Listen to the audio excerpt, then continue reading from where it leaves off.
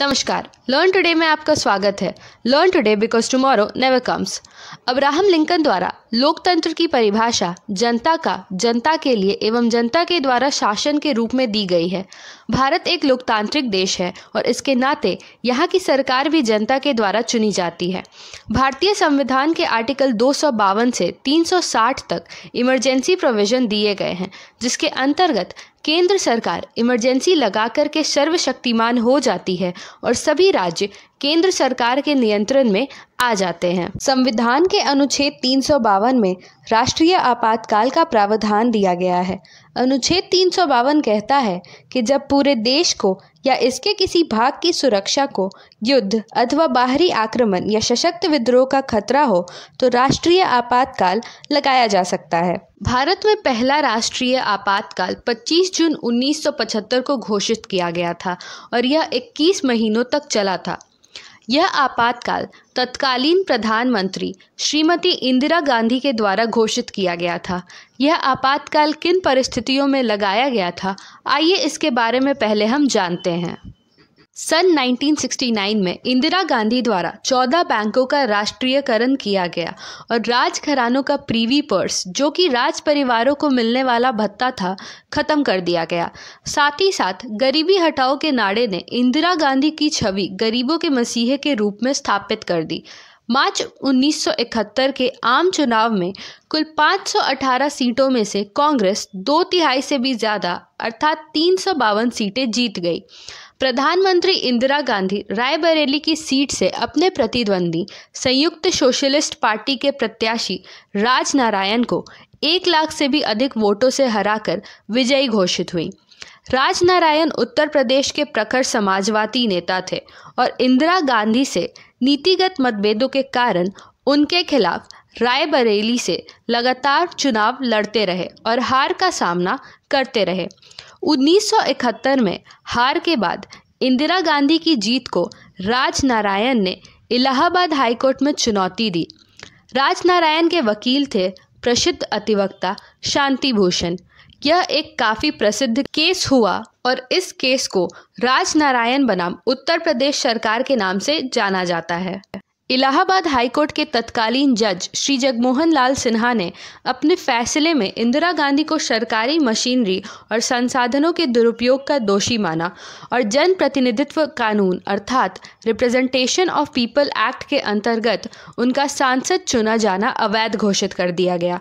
साथ ही साथ अदालत ने अगले 6 साल तक उनके किसी भी चुनाव लड़ने पर रोक लगा दी।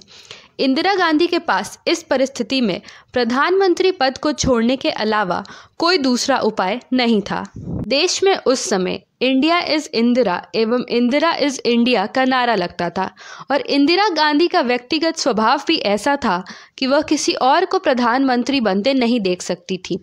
कहा जाता है कि कांग्रेस के तत्कालीन अध्यक्ष DK बरुआ ने इंदिरा गांधी को यह सुझाव दिया कि वह कांग्रेस अध्यक्ष बन जाए और प्रधानमंत्री का पद DK बरुआ को सौंप दे, परंतु इंदिरा गांधी के पुत्र संजय गांधी ने इंदिरा गांधी को समझाया कि वह प्रधानमंत्री का पद नहीं छोड़े, क्योंकि अगर दूसरा व्यक्ति इस पद पर एक बार आसीन हो जाएगा तो उसे हटाना मुश्किल हो जाएगा।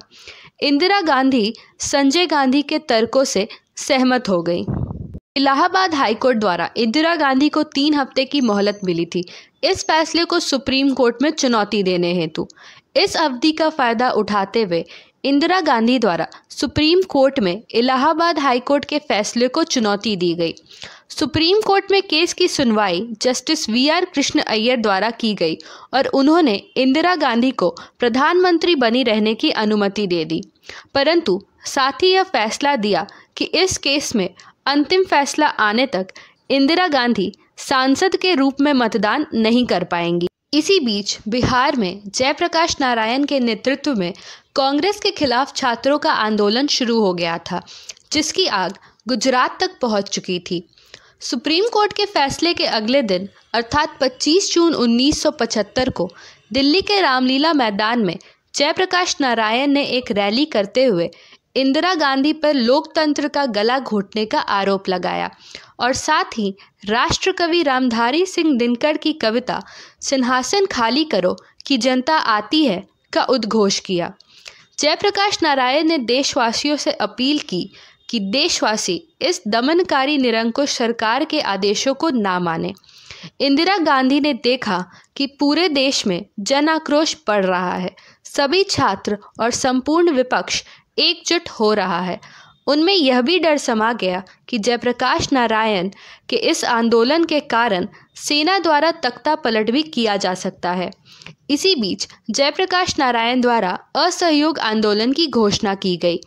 इन्हीं परिस्थितियों को देखते हुए इंदिरा गांधी ने 26 जून 1975 की सुबह राष्ट्र को संबोधित करते हुए अपने संदेश में कहा कि देश में एक व्यक्ति जयप्रकाश नारायण द्वारा जिस तरह का माहौल बनाया जा रहा है, अर्थात सेना, पुलिस और अधिकारियों को भड़काया जा रहा है, उस स्थिति में यह ज़रूरी हो गया है कि देश में आपातकाल अर्थात नेशनल इमरजेंसी लगाई जाए ताकि देश की एकता एवं अखंडता की रक्षा हो सके।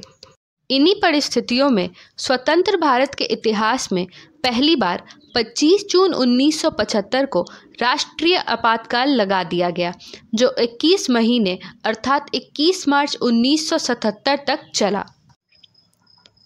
आशा करते हैं आपको हमारी यह वीडियो पसंद आई होगी।